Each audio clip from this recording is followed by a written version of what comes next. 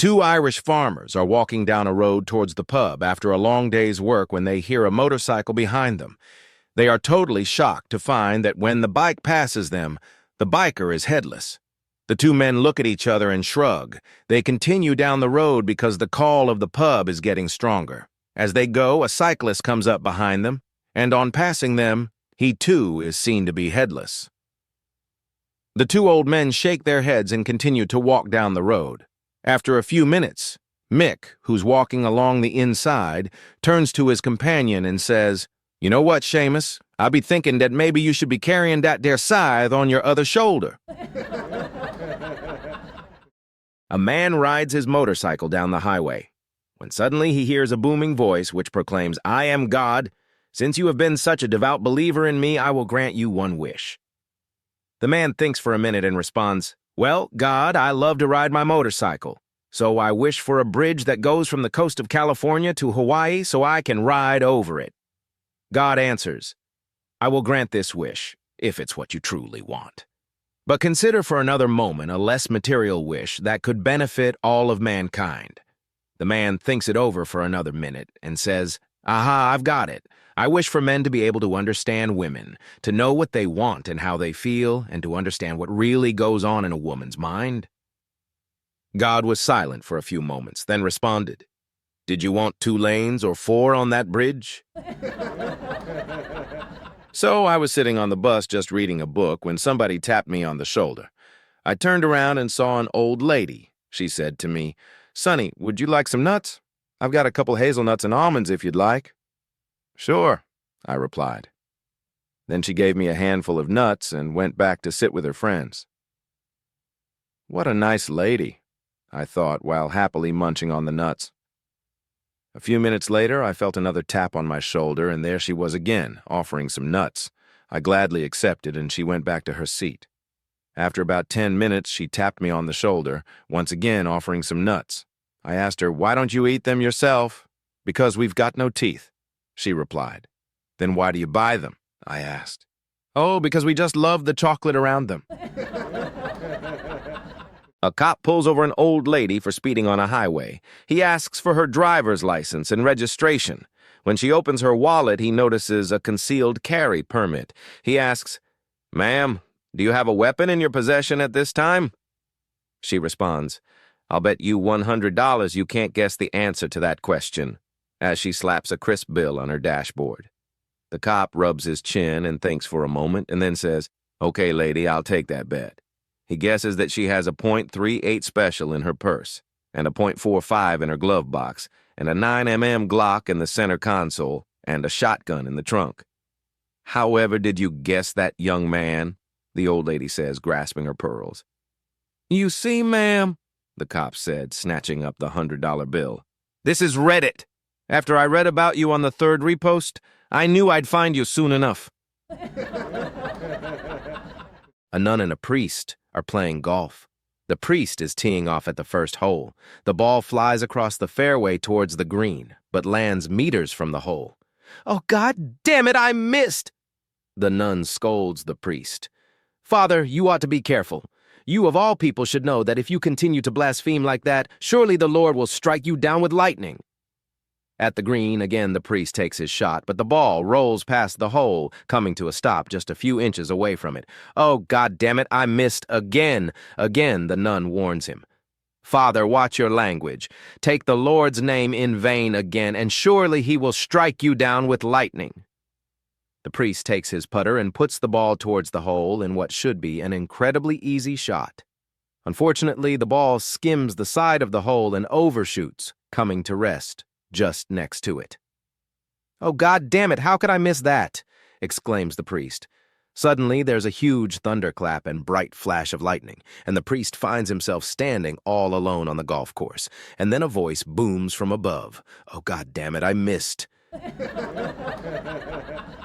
Kevin had just gotten a new car and was out for a drive when he accidentally cut off a truck driver. Truck driver motioned for Kevin to pull over. When Kevin did, the driver got out of his truck and pulled a piece of chalk from his pocket. He drew a circle on the side of the road and gruffly commanded to Kevin, "Stand in that circle and don't move." He then went to Kevin's car and cut up its leather seats. When he turned around, Kevin had a slight grin on his face. So the driver said, "Oh, you think that's funny? Watch this." He gets a bat out of his truck and breaks every window in Kevin's car. When he turns and looks at Kevin, he has a smile on his face. Driver is getting really mad. He gets his knife back out and slices all its tires. Now Kevin is laughing.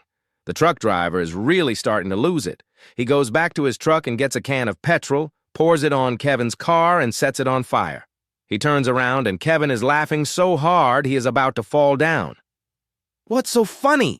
the truck driver asked. Kevin replied, "Every time you weren't looking, I stepped outside the circle."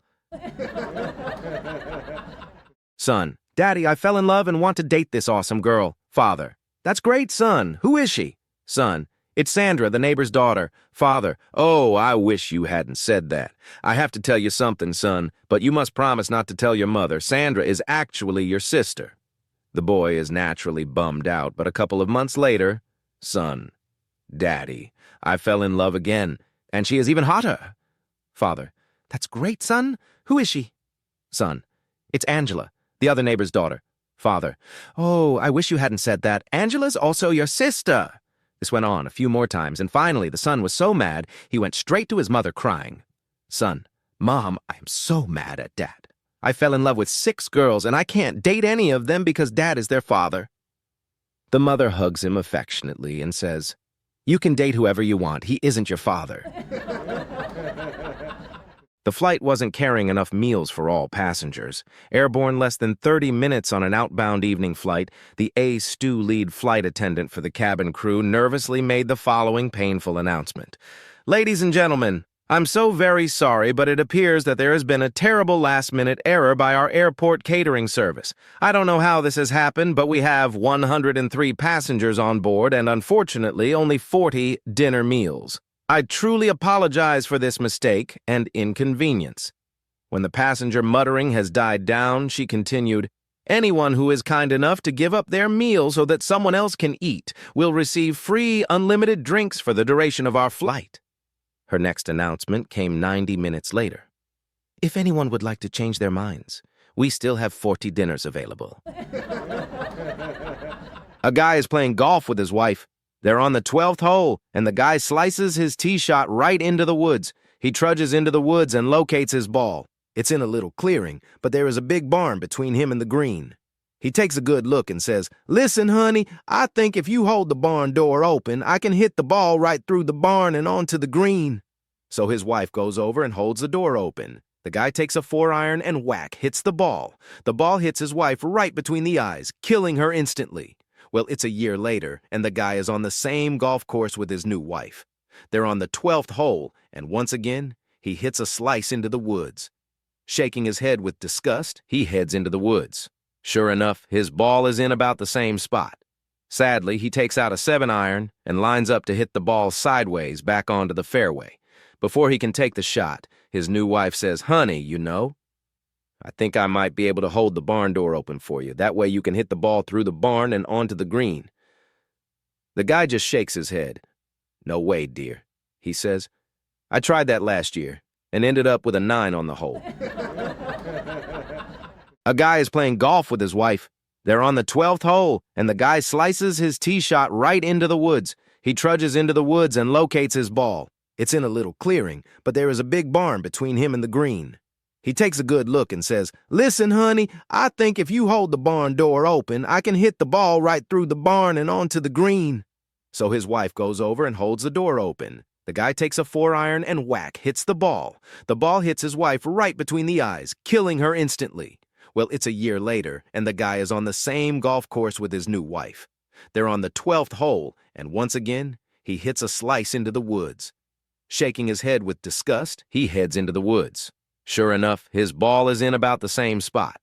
Sadly, he takes out a 7-iron and lines up to hit the ball sideways back onto the fairway. Before he can take the shot, his new wife says, "Honey, you know, I think I might be able to hold the barn door open for you. That way you can hit the ball through the barn and onto the green." The guy just shakes his head.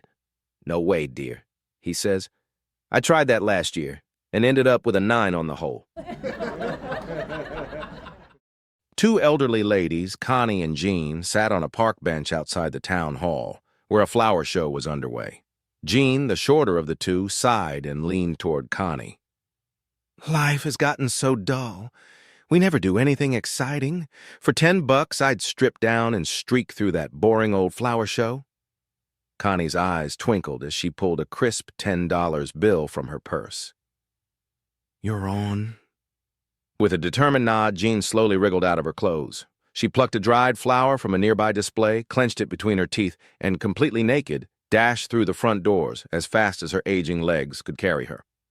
Connie waited outside, listening to the sudden uproar of gasps, laughter, and enthusiastic applause from within. Moments later, Jean burst through the exit, grinning from ear to ear. "What happened in there?" Connie asked, wide-eyed. Jean held up a check and laughed. "Turns out I won first prize, best dried arrangement, and $1,000 to boot." Two couples decided to host a friendly dinner party one evening. During the evening, Jim accidentally dropped his napkin under the table. When he bent down to pick it up, he couldn't help but notice that Bob's wife, Sue, wasn't wearing any underwear under her dress. The shocking discovery left Jim flustered, and in his haste to sit back up, he bumped his head on the table, emerging red-faced and awkward. Later, while Jim was helping himself to drinks in the kitchen, Sue walked in and with a sly smile asked, "Did you like what you saw under the table?" Caught off guard, Jim hesitated but finally admitted, "Well, yes, I did." Sue leaned closer and whispered, "If you want it, it'll cost you $500. Jim was stunned but intrigued. After a brief internal debate, he agreed to her proposition. Sue suggested he come by her house Friday afternoon since Bob would be at work. When Friday rolled around, Jim arrived at Sue's house at 2 p.m. sharp. After handing her the agreed $500, they went to the bedroom and the deal was done. Jim quickly dressed, thanked Sue, and left. That evening, when Bob came home, he casually asked Sue, "Did Jim stop by the house today?" Sue's heart skipped a beat, but she replied, "Why, yes, he did drop by for a little while." Bob nodded and asked, "Did he give you $500? Sue, trying to stay composed, answered, "Well, yes, he did."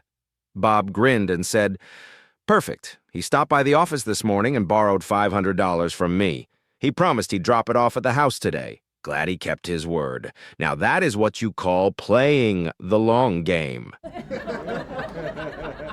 Two men are driving through Texas when they get pulled over by a state trooper. The trooper walks up and taps on the window with his nightstick. The driver rolls down the window and whack! The trooper smacks him in the head with the stick. The driver says, "What the heck was that for?" The trooper says, "You're in Texas, son. When we pull you over, you better have your license ready when we get to your car." The driver says, "I'm sorry, officer, I'm not from around here." The trooper runs a check on the guy's license, and he's clean. He gives the guy his license back and walks around to the passenger side and taps on the window. The passenger rolls his window down, and whack, the trooper smacks him with the nightstick, too. The passenger says, "What did you do that for?" The trooper says, "Just making your wish come true." The passenger says, "Huh?" The trooper says, "I know that 2 miles down the road you're going to say, 'I wish that bastard would have tried that bull with me.'" Once, Bob was so upset by his past deeds that he decided to visit a church and confess all of his sins. When he arrived at the church, he walked to the confession area and spoke to the pastor. "Father, I am sinful." "Yes, son, just tell me what you have done. The Lord will forgive you." "Father, I have a steady relationship with my girlfriend. It's been 2 years and nothing serious has ever happened between us. Yesterday I visited her house. Nobody was at home except for her sister. We were alone and I slept with her." "That's bad, my boy. Fortunately, you have realized your mistake."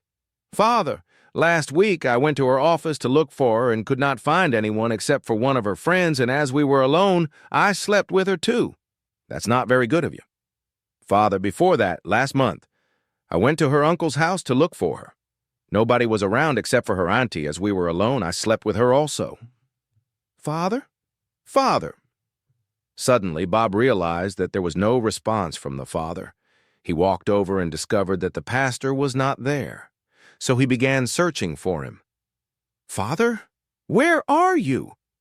He searched all the corners, high and low, and finally, he found him hiding under the table behind the piano. Father, why are you hiding here? Sorry, son. Suddenly I remembered there was nobody around here except me. John finally found the nerve to tell his fiancée that he had to break off their engagement so he could marry another woman. Can she cook like I can? The distraught woman asked between sobs. Not on her best day, he replied. Can she buy you expensive gifts like I do? She asked. No, she's broke, he said. Well then, is she better in bed than me? She inquired. Nobody does it like you, babe, he replied. Then what can she do that I can't? The woman tearfully asked. Sue me for child support. A Swede, an Irishman, a Scotsman, and their wives went to play golf one day. They were about to tee off on the first hole.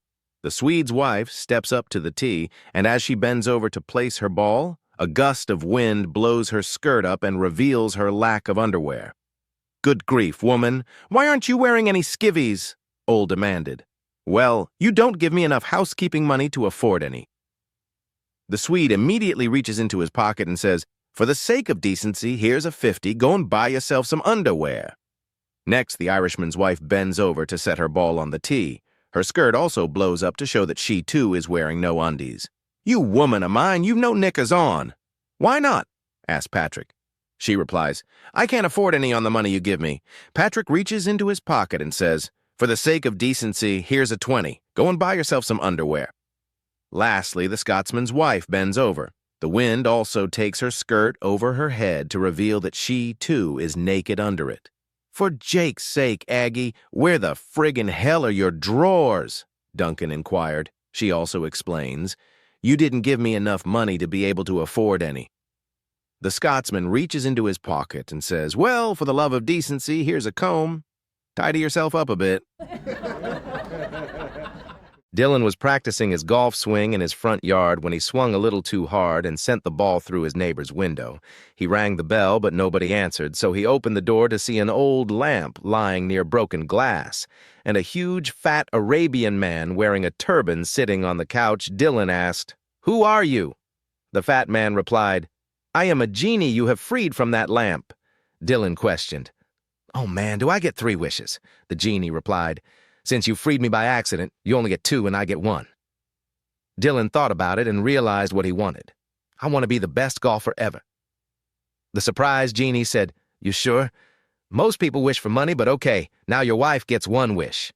Dylan brought over his wife, who wished right away, I want $1 million every week of my life. The genie said, Granted. And now for my wish, I have been cramped up in that lamp for many years, so it's been a while since I've been with a woman. I want 1 day of wild, crazy sex with your wife, Dylan. Dylan said, No way! The genie replied, Not even for $1 million a week? Dylan turned to his wife, who said, I guess for all that I should. Well, not until Dylan leaves. Dylan said, Okay, have fun, I guess, and left. Dylan's wife then proceeded to have wild sex for the rest of the day with the genie. When they were finished, the genie asked how old her husband was. She said, 45. The genie laughed and said, Isn't he a little old to be believing in genies? Dylan was practicing his golf swing in his front yard when he swung a little too hard and sent the ball through his neighbor's window. He rang the bell, but nobody answered, so he opened the door to see an old lamp lying near broken glass, and a huge, fat Arabian man wearing a turban sitting on the couch. Dylan asked, Who are you? The fat man replied, I am a genie you have freed from that lamp. Dylan questioned, Oh man, do I get 3 wishes? The genie replied, Since you freed me by accident, you only get 2 and I get 1. Dylan thought about it and realized what he wanted. I want to be the best golfer ever.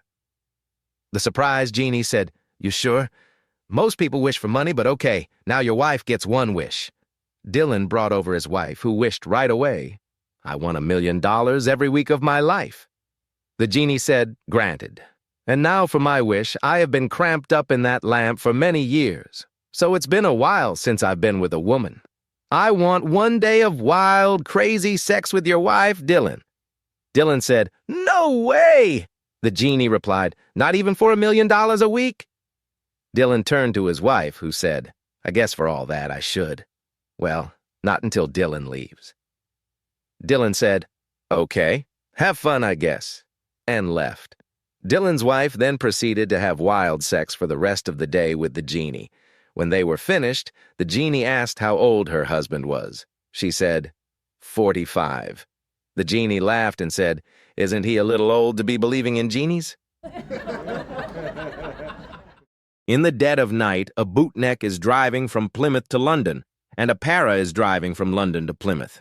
The roads are empty and they collide head-on, both cars flying off in opposite directions. The bootneck, shaken but alive, climbs out of his car and looks around at the wreckage. He says to himself, "Man, I'm really lucky to be alive." The para does the same, surveying his destroyed car, and mutters, "I can't believe I survived this wreck." The bootneck, feeling philosophical, walks over to the para.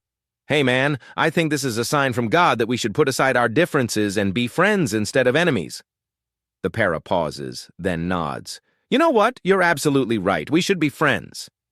Feeling a bit of camaraderie, the bootneck says, "Well, I'm going to see what else survived this wreck." He opens the boot of his car and pulls out an unopened bottle of Pusser's rum. "This," he declares, "is a sign from God that we should toast to our new friendship." The peregrine grabs the bottle and starts drinking. He downs almost half before handing it back to the bootneck. "That was good. Your turn." The bootneck screws the cap back on and says, "Nah, I think I'll wait for the cops to arrive." A man is sitting on a plane ready for takeoff when another man with a dog sits next to him. The dog sits between them, and the first man is curious. The second man notices and says, "Don't worry about Rover. He's a sniffer dog, the best there is. I'll show you once we're airborne." After the plane takes off and levels out, the handler turns to the man and says, "Watch this." He commands the dog, "Rover, search." The dog jumps down, walks along the aisle, and sits next to a woman for a few seconds before returning to its seat and placing one paw on the handler's arm.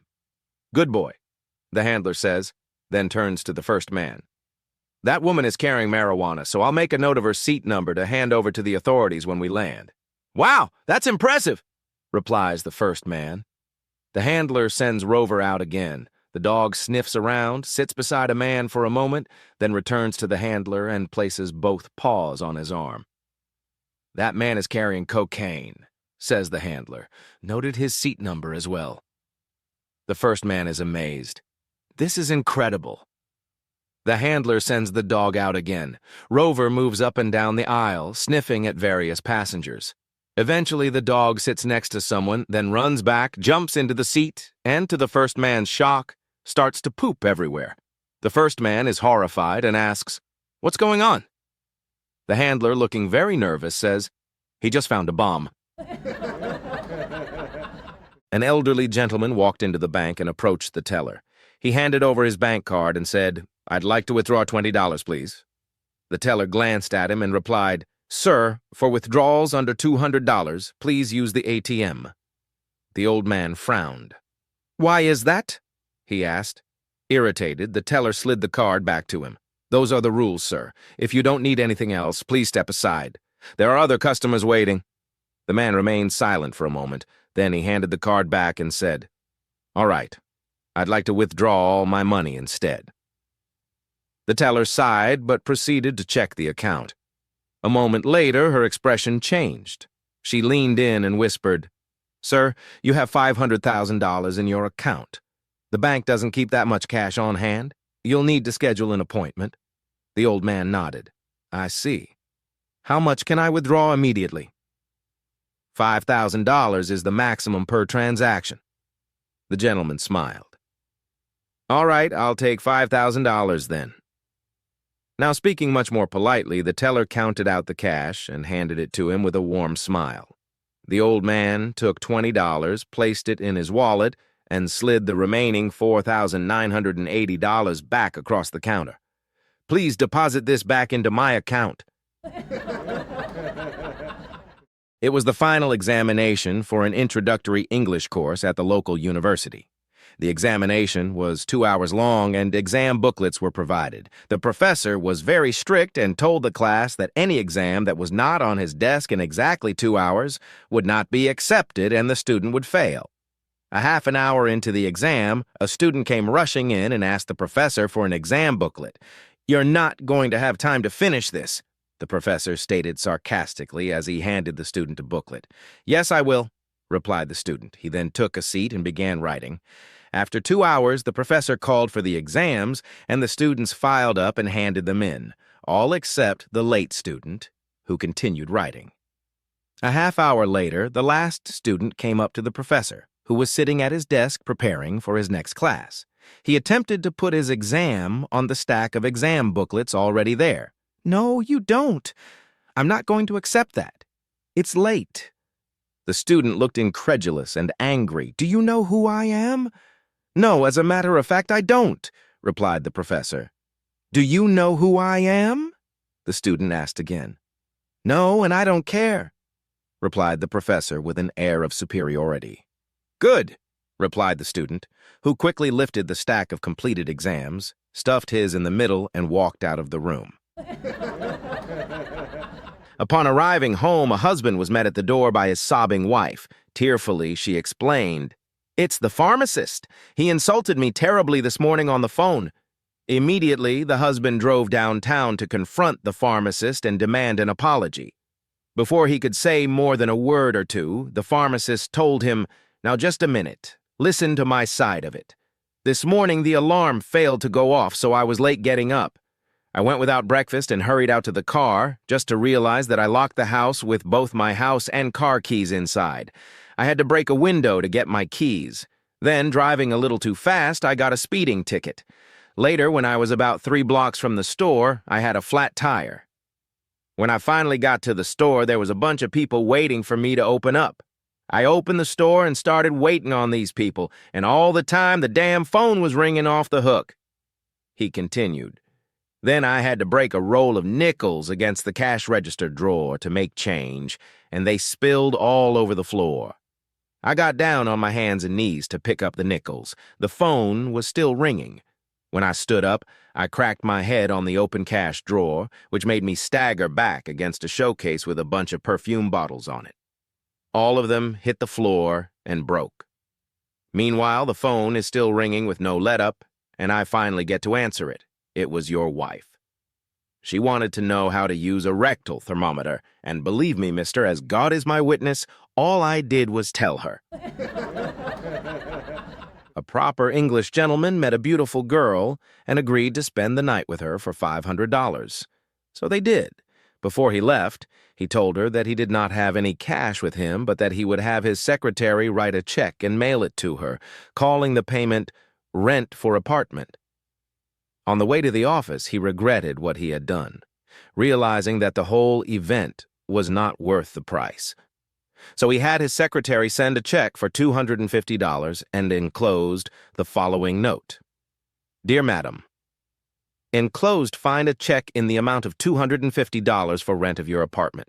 I am not sending the amount agreed upon because when I rented the apartment, I was under the impression that 1, it had never been occupied, 2, that there was plenty of heat, 3, that is, was small enough to make me cozy and at home. Last night, however, I found out that it had been previously occupied, that there wasn't any heat, and that it was entirely too large." Upon receipt of the note, the girl immediately returned the check for $250 with the following note. "Dear Sir, first of all, I cannot understand how you expect a beautiful apartment to remain unoccupied indefinitely. As for the heat, there is plenty of it if you know how to turn it on. Regarding the space, the apartment is indeed of regular size, but if you don't have enough furniture to fill it, please do not blame the landlady." Roger is a hard worker, and he spends most of his nights bowling or playing volleyball. One weekend, his wife decides that he needs to relax a little and take a break from sports, so she takes him to a strip club. The doorman at the club spots them and says, "Hey, Roger, how are you tonight?" His wife, surprised, asks her husband if he has been here before. No, he's just one of the guys I bowl with."